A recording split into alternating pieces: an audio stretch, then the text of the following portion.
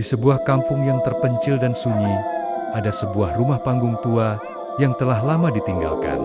Dinding kayunya lapuk dimakan waktu, tanpa lampu, tanpa penghuni. Yang tersisa hanyalah keheningan dan sebuah cerita yang tidak pernah selesai. Warga sekitar punya satu keyakinan.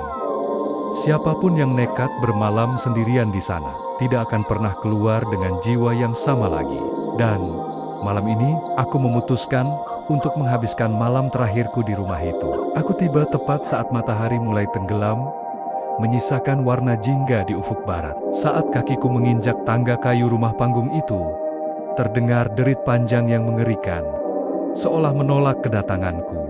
Begitu pintu tua itu terbuka, aroma kayu basah, tanah lembab, dan bau amis darah yang sudah mengering langsung menusuk hidungku. Anehnya, lantai rumah ini terasa dingin menusuk tulang. Padahal udara di luar sangat panas dan gerah. Aku menyiapkan peralatanku, sebuah senter, dan beberapa bekal. Aku memilih sebuah kamar di bagian tengah rumah, berharap ini hanya sekadar mitos yang dibesar-besarkan. Namun, ketenangan itu tidak berlangsung lama. Sekitar pukul 11 malam, saat keheningan mencapai puncaknya, aku mendengar suara langkah kaki dari kolong rumah. Perlahan, teratur. Seperti seseorang berjalan mengelilingi rumah. Tanpa henti, tanpa pernah mencoba menaiki tangga, aku menahan napas. Mencoba meyakinkan diriku itu hanya suara binatang malam. Aku bergegas mengunci pintu kamar, berharap itu bisa memberiku sedikit rasa aman. Namun, suara langkah itu tiba-tiba berhenti. Tepat di bawah kamarku, keheningan yang menyusul terasa lebih menakutkan daripada suara itu sendiri.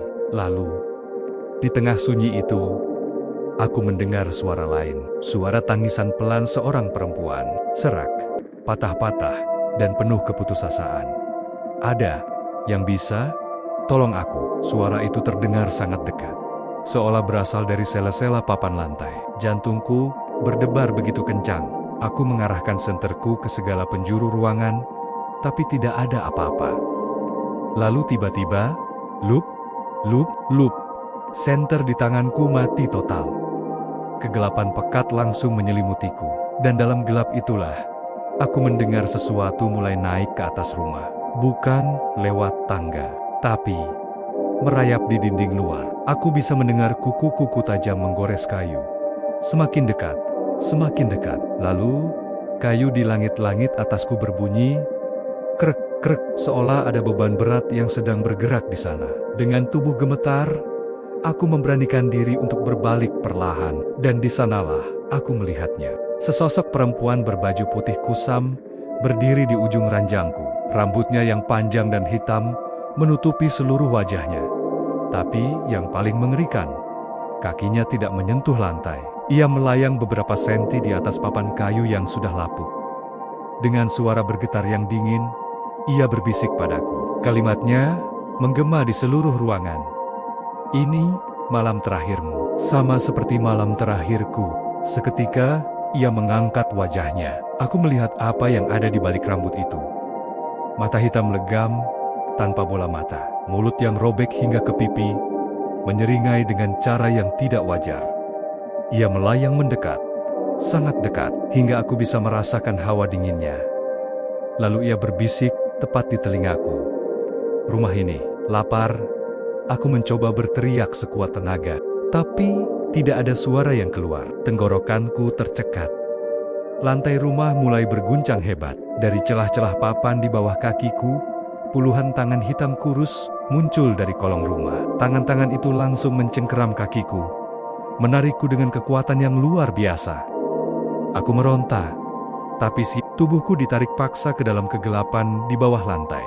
Dan sebelum semuanya menjadi gelap total, aku mendengar suara kayu berderit pelan dari seluruh penjuru rumah, seolah rumah itu sedang tersenyum puas. Pagi harinya, warga sekitar hanya menemukan sebuah senter yang sudah rusak tergeletak di depan rumah panggung tua itu.